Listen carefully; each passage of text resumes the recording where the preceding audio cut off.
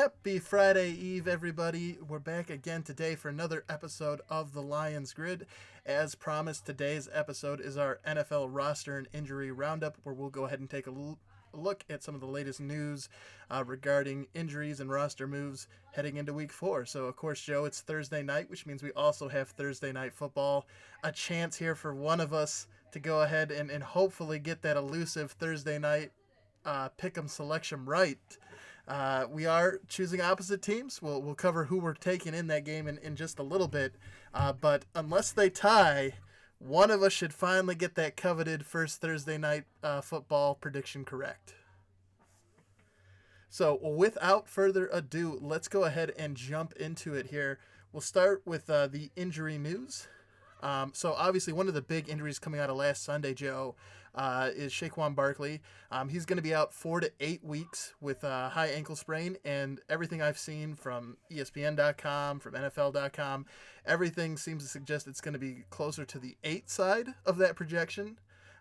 So with him out, Wayne Gallman, relatively, I've never heard of him up until Barkley got hurt, is expected to take over as the starting running back for the Giants. So obviously they've just made the change at quarterback, putting in Daniel Jones, and he had a pretty solid first game, but certainly going to be hurting not only his chances of being successful in the immediate weeks, but also to hurt the team's chances, because Saquon is a big part of that Giants team. Yeah, I think with the absence of Barkley, they're going to rely more on the quarterback play. Of course, they're going to get the experience to Wayne Gallman as well. But I think what they saw from Daniel Jones in the last game was refreshing. I know Saquon left at halftime, but he was still able to create effective offense in the second half without him. So I look for, a little bit more plays to be called for the quarterback to make some plays. Yeah, but there is some good news. I mean, obviously Benny Fowler and Cody Latimer are still beat up for the Giants, so they're questionable heading into this weekend. But sooner or later they'll be back and healthy. You're also going to get Golden Tate off of his suspension. So even though obviously it's a big loss losing Barkley, he's he contributes not only to the running game, but the passing game, catching balls out of the backfield quite effectively. The good news for the Giants is they are going to get some other weapons back that should help Daniel Jones as they try and find some offensive production with their number one guy out.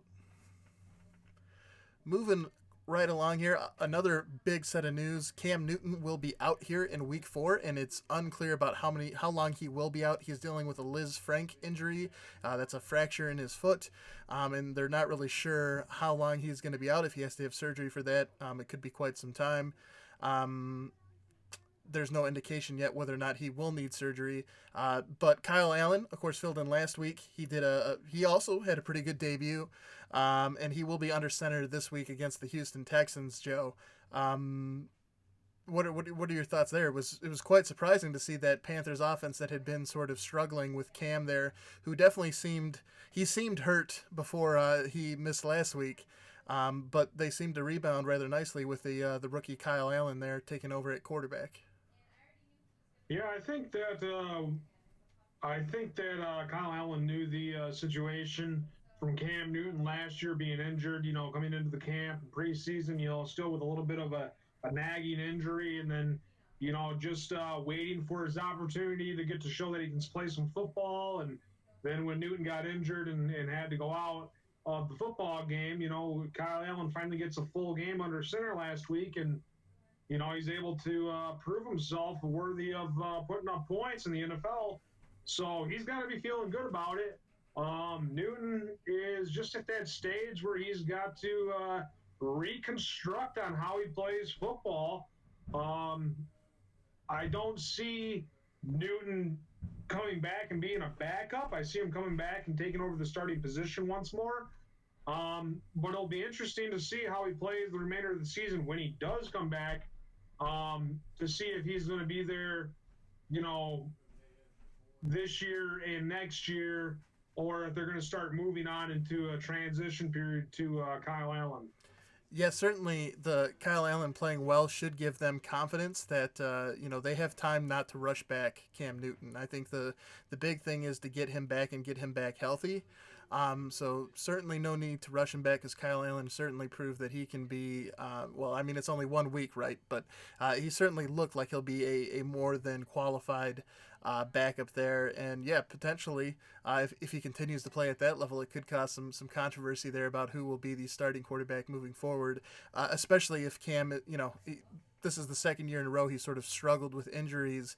I sort of mentioned when was that a couple weeks ago when he was first, those whispers of injuries started to come around, that it might be similar to Andrew Luck, where he's just been beat up so much through his career that his body just can't, it can't recover as fast like it should. Um, it'll be interesting to see what happens there. Hopefully, Cam can take the time.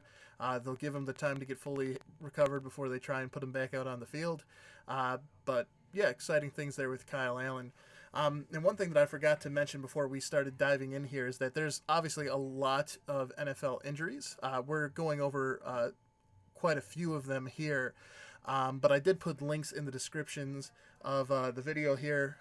One's to the NFL's injury tracker for Week 4. The other one is CBS Sports NFL injury tracker.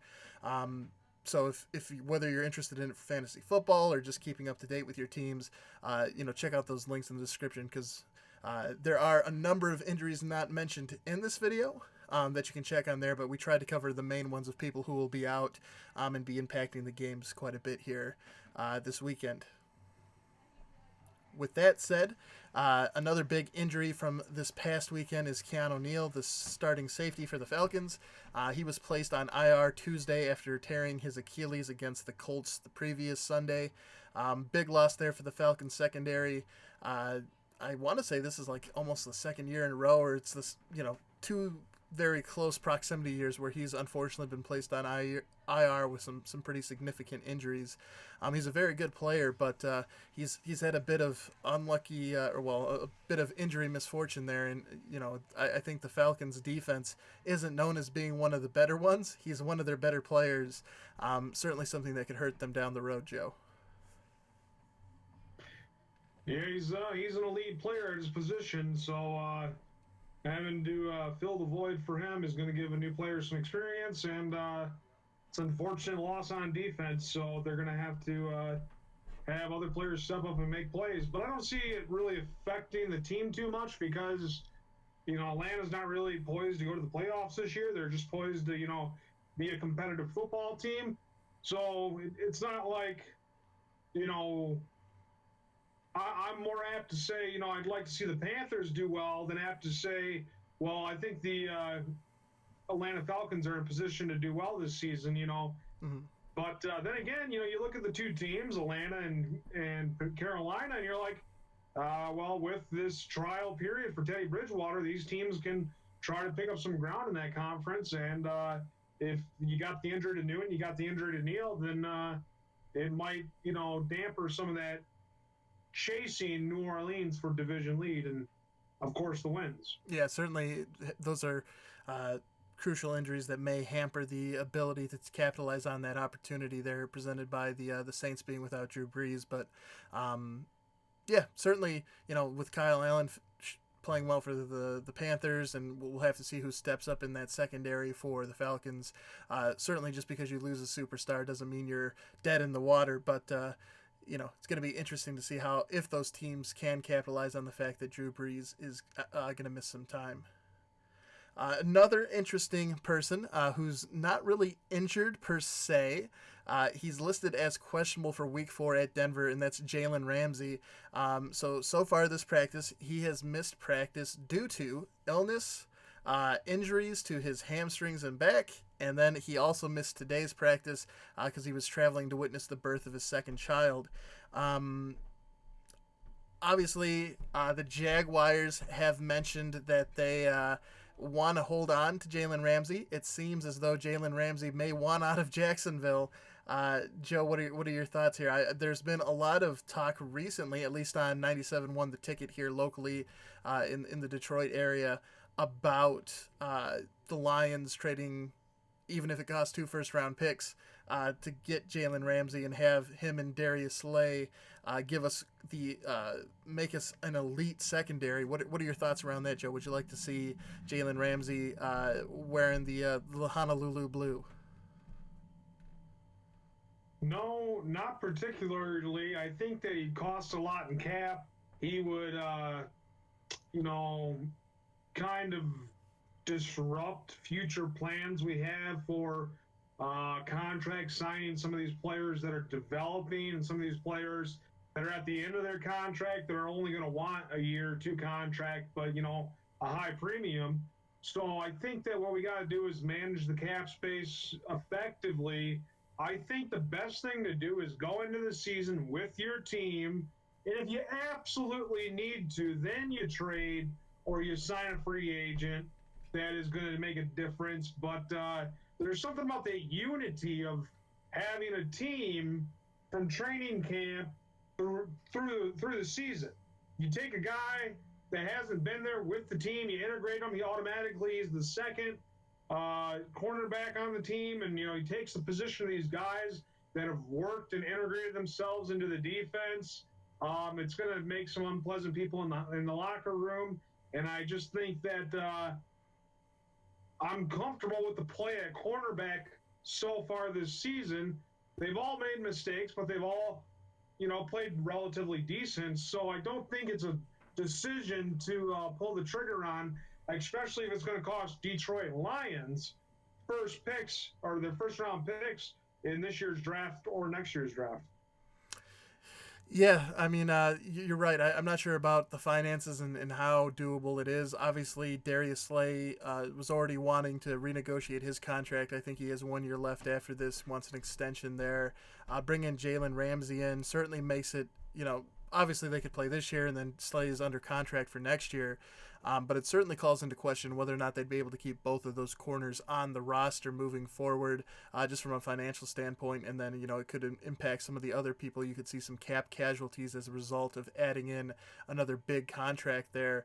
Of course, Matt Stafford could also, you know, try and renegotiate the contract with him and get some money that way. But, you know, at the end of the day, I feel like the finances teams seem to magically find a way to make it happen. And what do you think? Do you think they're going to pull the trigger on it? I don't know if they're going to pull the trigger. I would have thought they would have tried to do it already to get him here this week if they were going to do it, especially with, I mean, we'll talk about Slay and his status for Sunday's game here in a little bit, but I would have anticipated if they were going to do the deal, they would have done it and got Ramsey here, tried to get him here earlier this week so that he could, you know, join the team and potentially play this week against Kansas City. At this point, I don't think, even if they traded for him, he wouldn't be in that game. And so I don't see the trade actually happening. I don't hate the idea of the trade because I do think at that point in time when you have you have Ramsey and Slay, and then you have Coleman and everybody else there in the secondary who's been playing well, it certainly becomes very scary at that point. They should be able to really lock down other teams. And, you know, we did invest heavily in the defensive line, and hopefully they're going to, you know, sort of come alive here soon. But having the ability to really shut down enemy passing attacks, you know, enemy teams' passing attacks, and give that defensive line a chance to get after the quarterback a little bit more, I could see it being beneficial. So I don't hate the idea, but at this point I don't think it's very realistic that they'll actually pull the trigger there because, again, I don't think he'll be able to, you know, even if they did make the trade, he wouldn't be able to play against Kansas City this weekend. Maybe they might want to do it for the rest of the season, but I would have thought, especially with Slay's availability being kind of questionable here, if they were going to make the trade, they would have done it ahead of this game. Moving on to the Colts, Malik Hooker, he is their starting safety. He's out for 4 weeks, he's out in week 4, against Oakland here. He's got a knee and a meniscus issue. I don't believe he's having surgery, so it's unclear at the moment how long he will be out. And if he does, I know meniscuses, they tend to have that arthroscopic surgery anyways. So even if he does have the surgery, he'll probably just miss a couple of weeks. And then T.Y. Hilton, who was questionable heading into last week's game, will also miss week 4. He re-injured his quadricep there. So two big pieces missing for the Colts there. One in the defensive secondary, one is their top wide receiver. Taking a look over at the Steelers side of things, and Joe, I know we talked about Vance McDonald previously when we were doing our fantasy football focus. Some interesting news regarding him this week. He's dealing with a little bit of a shoulder injury, so he is questionable heading into the game against Cincinnati. And of course, the Steelers, with that news, with him being questionable, went ahead and made a trade, trading their 5th round pick to bring in Nick Vanette from the Seahawks. So, with the Steelers making that move, bringing in a new tight end, it certainly seems to cast doubt on whether or not Vance McDonald will be available for this week's game. Certainly seemed like Mason Rudolph when they brought him in. When he came in relief for Ben Roethlisberger, he was certainly favoring the tight end spot. So, if Vance McDonald can get healthy and that shoulder injury isn't too big of a deal, I would look for him to come back and contribute moving forward. But it seems like at least this week the Steelers coming up with a plan B in Nick Vanette if McDonald's unable to go. Yeah, McDonald had a good week 2, I think, or either week 2 or week 3. Probably week 2 is what I meant. But yeah, he has been inconsistent, absent week 1. They got dominated by New England, and then last week, didn't put up too much production. Now he's got an injury, so, big expectations for McDonald, but, now they're going to test out this Nick Vanette, which that ends up working more consistently effective than McDonald, then it'll prove to be a good trade. But I don't see McDonald, fading off as just not playable. I still think he's going to be an efficient tight end. Just when he gets back from injury, he'll be more effective. And if they really luck out with both McDonald and Vanette, playing good football, then they'll be solid at the tight end position when they're lacking. More than one go-to wide receiver. They got Juju, and then they got James. What's his name? James Washington. Is it Washington? Yep, Washington. Yeah, as running back. So. James Conner's the running back. Sorry. Yeah, James Conner. Yeah. So the quarterback will have a little bit more versatility with 2 tight ends, kind of like what we see in Detroit with James and Hawkinson. So that's good for a young quarterback to use those safety valves that are tight ends in the short passing game. Yeah, certainly, especially with Mason Rudolph. Like I said, he seemed to, in that game where McDonald did go off, he seemed to be looking for the tight end. So certainly something to keep an eye on if you're interested in fantasy. I think both of these guys could, be options for you moving forward. Of course, with McDonald, it's going to be interesting to see what happens with the shoulder injury. And then with Nick Vanette joining the Steelers, could be somebody who could make a splash there if you're in need of a tight end. Speaking of the Seahawks, Rashad Penny, he is their second string running back. He is listed as questionable heading into week 4 at Arizona. He has dealing with a hamstring injury there. And his injury is just important of note because Chris Carson, the starter for Seattle, has had a little bit of the fumbles the last couple of weeks. I think he's had 3 so far to start the season. I think the Seahawks would be very motivated to have him back and playing just because, again, with Carson turning the ball over so much, I think they're willing to split the carries there a little bit. But it'll be interesting to see. He got hurt, I want to say it was on last Friday's practice, so almost a week ago from today, that caused him to miss the game against the Saints. And he's still listed as questionable here against Arizona, so it may be another week there before Rashad Penny gets to start splitting times with Chris Carson in the backfield. So if you have Chris Carson in fantasy football, you might get at least one more week with him being the primary guy in that backfield. Of course, as we mentioned, speaking of the Saints there in their game against the Seahawks, Drew Brees, of course, is out for 6 to 8 weeks as he's recovering from that surgery on his thumb. He's had the surgery. I did see an update today just saying that he thinks he can beat that 6 week timetable. He thinks he can get back a little earlier than that. They're taking it week by week at the moment. But yeah, that's currently where that timetable sits on the return of Drew Brees. So he definitely will be back here in the regular season. The official timetable is 6 to 8 weeks. According to Drew Brees himself, he thinks he might be able to get back a little sooner than that, but we'll have to keep an eye on that. And of course, Teddy Bridgewater doing a very good job against the Seahawks this past weekend. Now, let's take a moment to talk about some of the injuries here surrounding today's Thursday night football matchup. Of course, the Green Bay Packers are hosting the Philadelphia Eagles. The only real injury of note on the Packers side of things is Jimmy Graham. He will be active for tonight. He is dealing with a groin and quad injury, so again, might not be the greatest fantasy football start, even though he is active, just because unless he catches a touchdown with that groin and quad injury, he's probably not going to be racking up a ton of yards. On the Eagles side of things, Deshaun Jackson, of course, out missing his second week in a row here. He's dealing with that abdominal injury, so he'll be out against the Packers. Alshon Jeffrey is expected to play, and then Darby, the cornerback, he is out with a hamstring injury, and so is Tommy Jerrigan, a defensive tackle who's trying to fill that void left by Malik Jackson, who was added to the IR this week. So Eagles still pretty banged up. They are getting back Alshon Jeffrey, Joe. I'm going to go ahead and toss up here before we talk about these injuries, and maybe we can talk about the matchup just briefly. But here are our picks for tonight's game. Joe's going with the Eagles. I'm going to stick with the Packers here. Like I said, unless they tie, one of us will finally get that first right prediction, Joe, for the week one. But what are your thoughts about the injuries there? Do you think they're going to impact the results of this game against the Packers?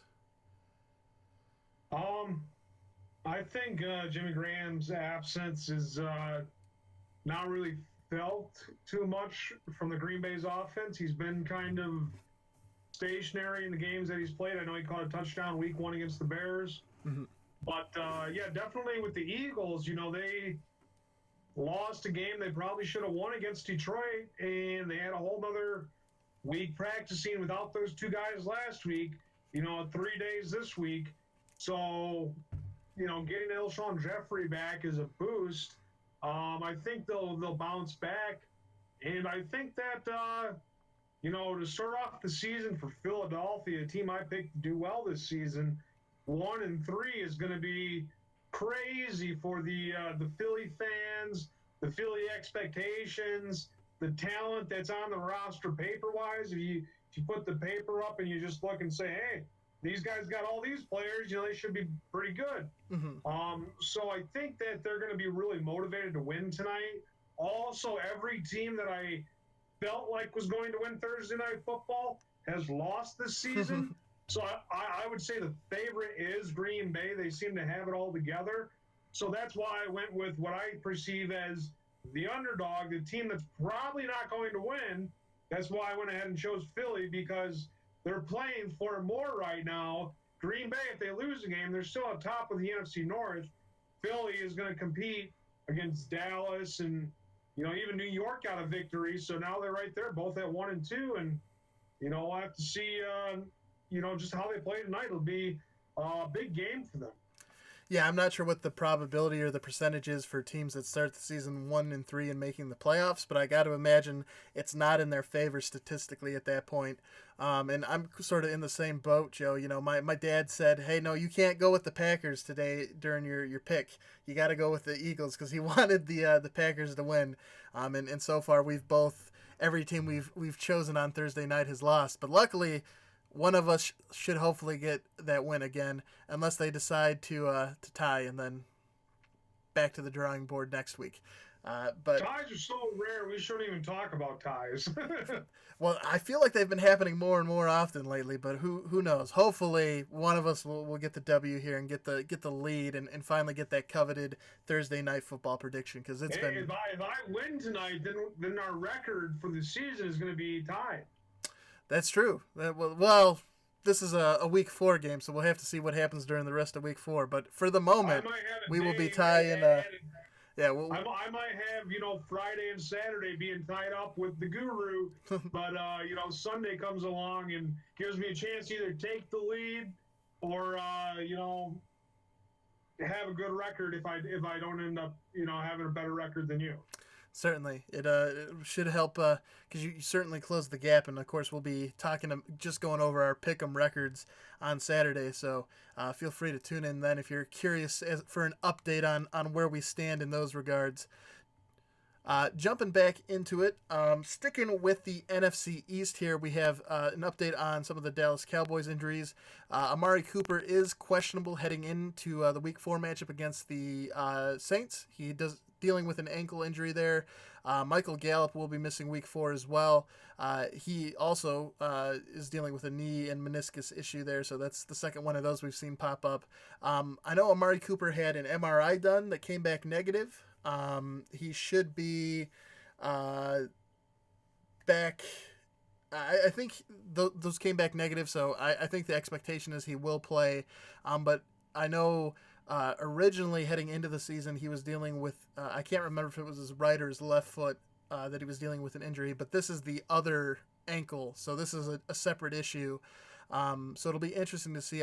Like I said, I think he's a go here against New Orleans, despite being listed as questionable. But potentially something, his status could change depending on how things go on Sunday.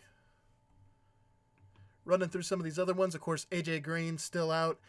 He'll dealing with that ankle injury. He is out of his walking boot, so his return is probably sooner than later, but won't be back here against the Pittsburgh Steelers.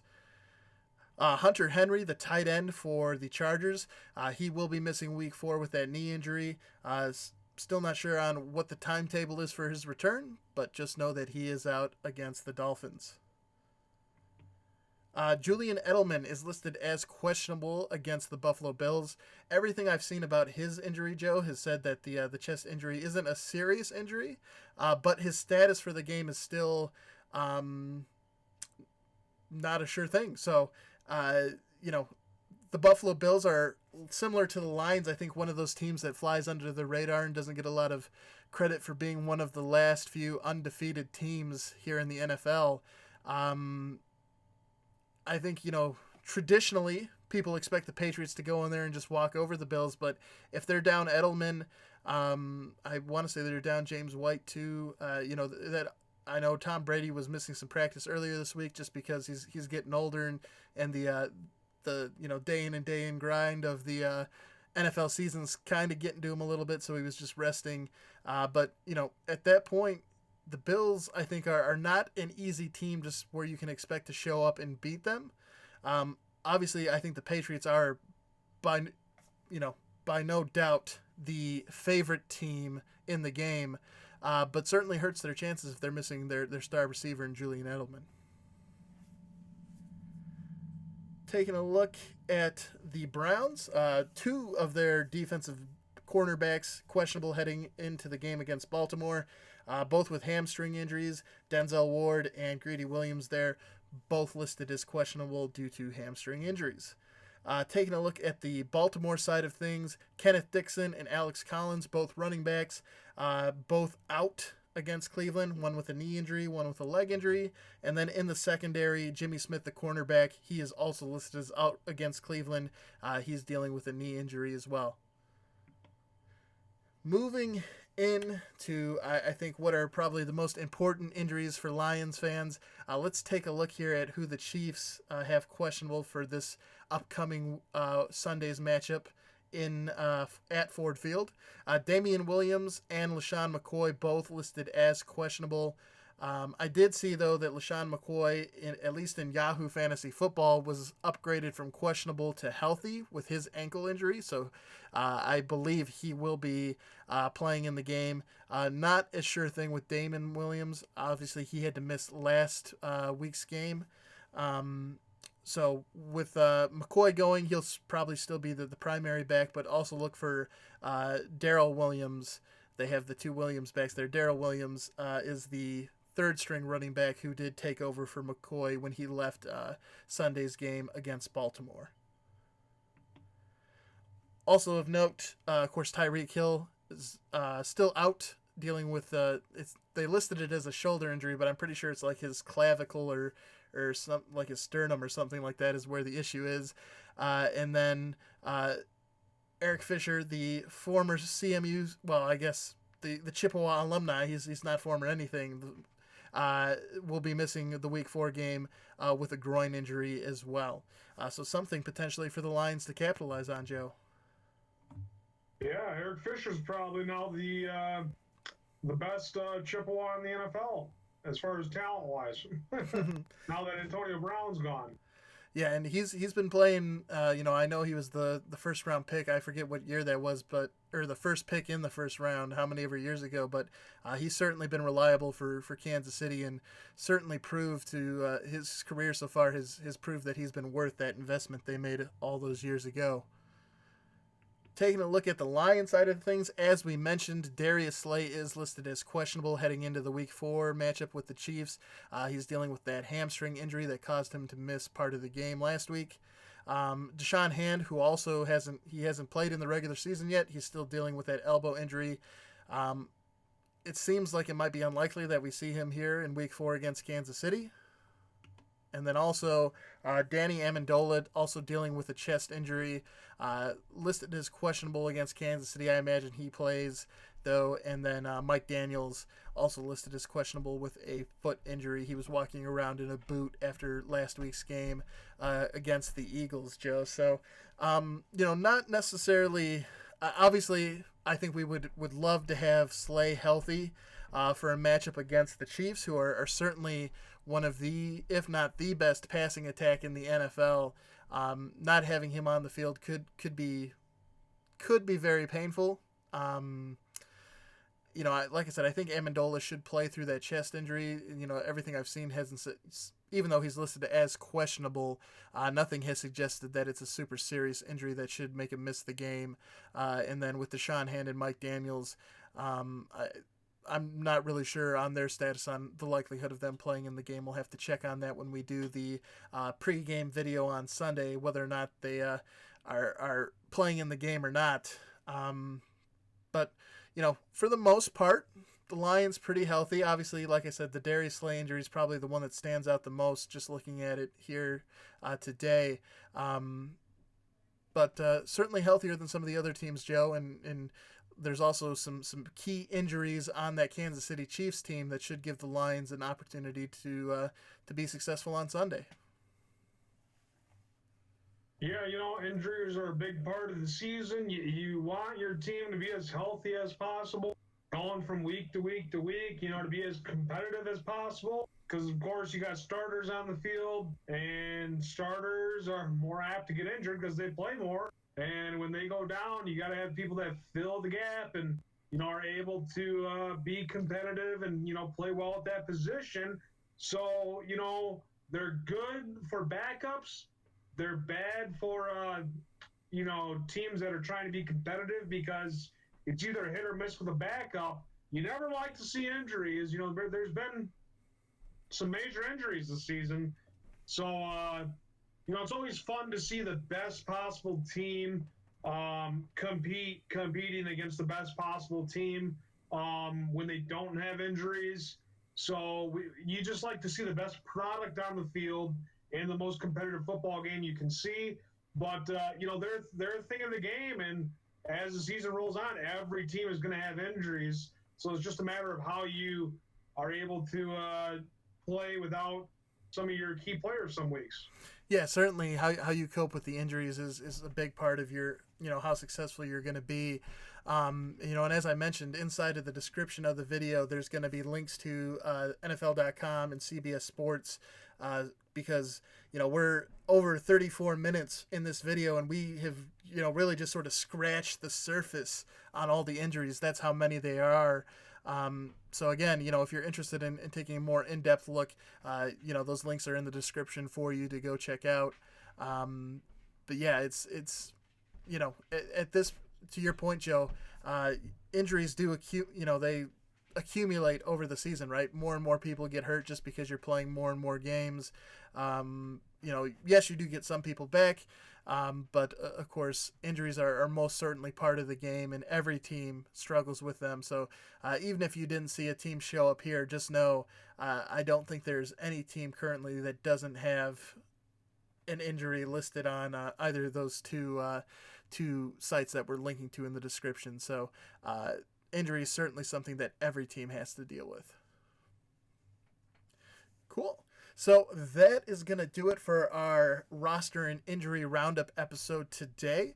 If you did enjoy the show, please do help the channel grow. Go ahead and hit that like button on this video. And if you haven't done so already, please do consider subscribing to our channel.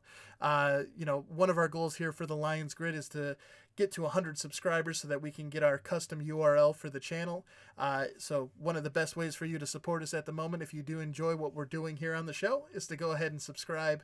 And we really do appreciate your support in that regard. So again, just want to thank everybody who tuned in. Tomorrow, we will be doing our fantasy football focus.